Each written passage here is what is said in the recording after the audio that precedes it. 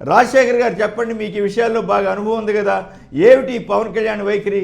ముద్రగడ లాంటి నాయకుడు చివరికి అంత అసంతృప్తితోటి బాధతోటి ఉత్తరం రాసిన తీరు మీద మీ విశ్లేషణ ఏమిటి?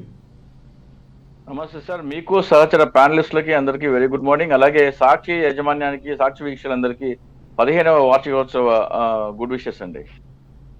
ఇక్కడ ముద్రగడ పద్మనాభం గారు రాసిన లేఖ కానీ లేకపోతే హరిరామ్ జోగే గారు రాసిన లేఖ కానీ స్పష్టంగా వాళ్ళ అసంతృప్తి ఏంటో కాపు సామాజిక వర్గం ఎవరైతే ఉభయ గోదావరి జిల్లాలో పవన్ కళ్యాణ్ కి బలమైన ఓటు బ్యాంక్ ఉందో వాళ్ళ మనోభావాలు అవి రిఫ్లెక్ట్ చేస్తున్నాయండి. పవన్ కళ్యాణ్ నిన్న తాడేపల్లిగూడెం సభలో మాట్లాడుతూ కొన్ని అవాస్తవాలు, అంటే పవన్ కళ్యాణ్ పార్టీ పెట్టినప్పటి నుంచి ఒక మైండ్ గేమ్ ఆడుతున్నాడు, యువతని ఇన్ఫ్లుయెన్స్ చేసే గేమ్ మాత్రమే వాడుతున్నాడు. తానేదో పెద్ద దార్శనికుడని, తాను భగత్ సింగ్, చంద్రశేఖర్ ఆజాద్, సుభాష్ చంద్రబోస్, చెగువేరా ఆశయాలకు కలిగిన వాడినని, ప్రజల కోసమే ఉన్నానని చెప్పి ఆయన యువతని అట్రాక్ట్ చేసుకుంటాడు. గుంటూరు శేషేంద్ర శర్మ గారి వాక్యాలు చదివి, ఆయన కవితలు చదివి వాళ్ళని అట్రాక్ట్ చేసుకుంటారు. కానీ పవన్ కళ్యాణ్ చెప్పే ఈ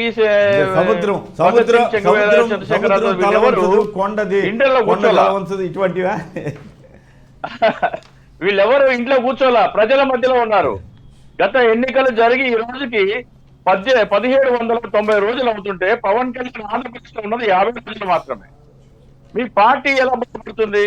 పార్టీ పెట్టి 10 సంవత్సరాలు అయితే పవన్ కళ్యాణ్ దాదాపు 150 రోజులు కూడా ఆంధ్రప్రదేశ్లో లేడు. పార్టీ ఎలా బాగుపడుతుంది? సో పార్టీని ఉద్దేశపూర్వకంగా బలహీనంగా ఉంచి రేపు నాకు బలం లేదు అని శోకం పెట్టి తప్ప తన బలపడడానికి ఏం చేయాలి చేయడు.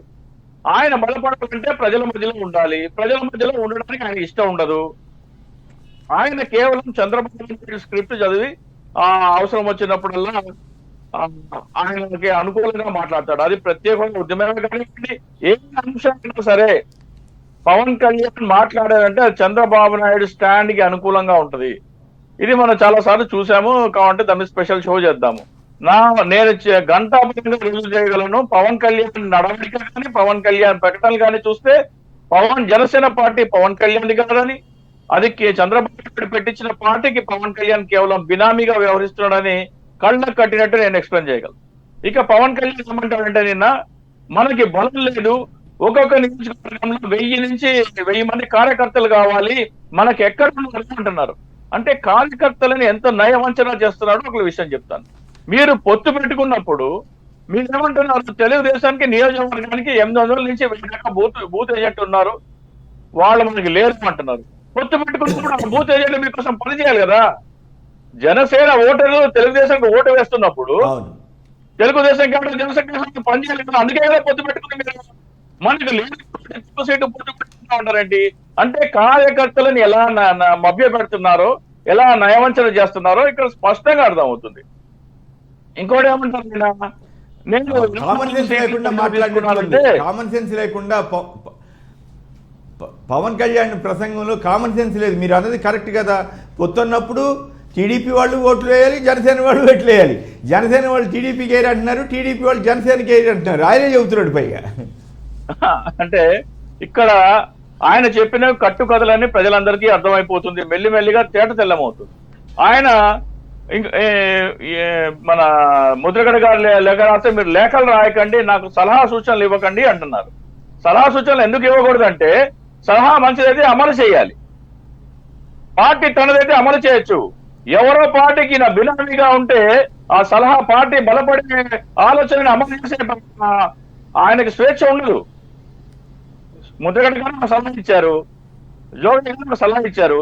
జనసేన పార్టీ నిజంగా పవన్ కళ్యాణ్ అయితే దాన్ని పాటిస్తే జనసేన బలపడుతుంది.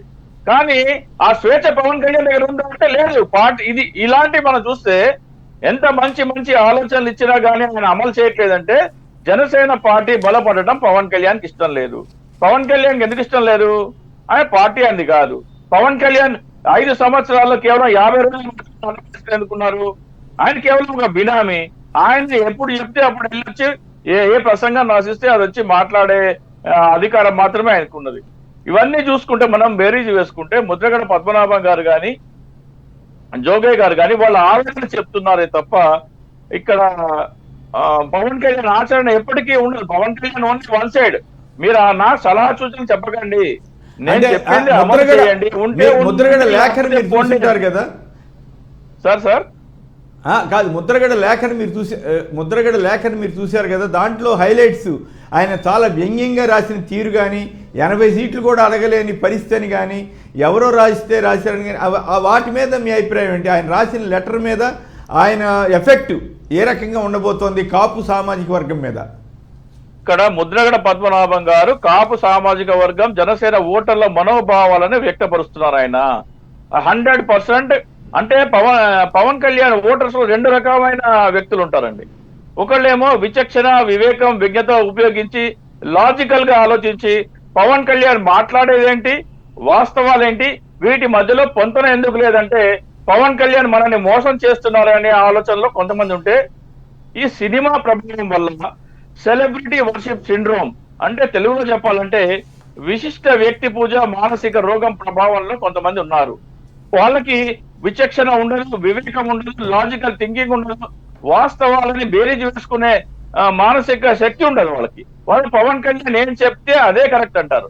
ఉదాహరణకి మొన్న ఏమన్నారు, నాకు 24 అసెంబ్లీ 3 లోక్సభ సీట్లు ఇచ్చారు, ఒక్కొక్క లోక్సభ సెగ్మెంట్ లో అసెంబ్లీ సెగ్మెంట్లు ఉంటాయి కాబట్టి ఆయన కూడా మనకి ఇచ్చినట్టు ఉన్నారు. అంటే పవన్ కళ్యాణ్ తన అభిమానులని, తన కార్యకర్తలని ఎంత చేతగాని చెవట సన్నాసి దద్దమ్మలుగా ట్రీట్ చేస్తున్నాడో అర్థం చేసుకోవాలి.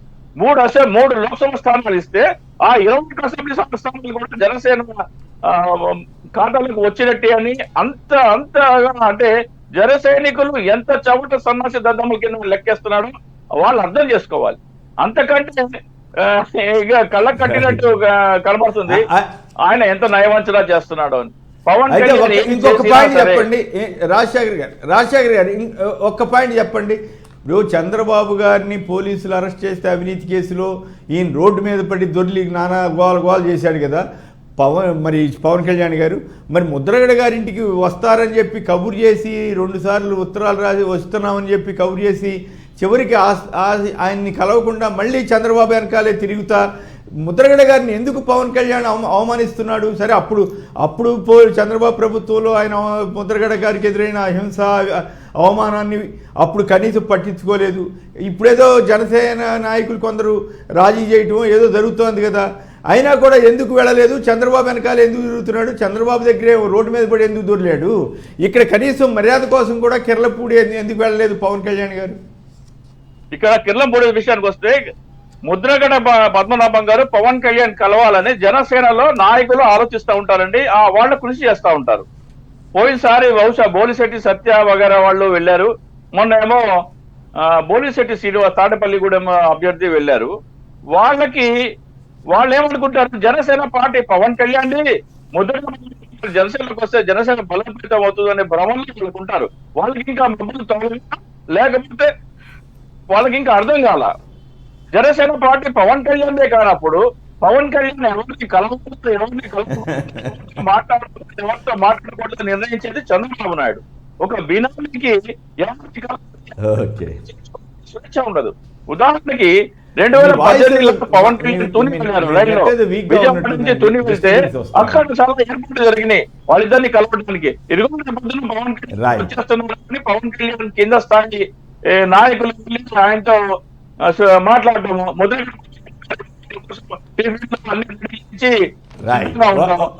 ఒక్క నిమిషం రాజశేఖర్ గారు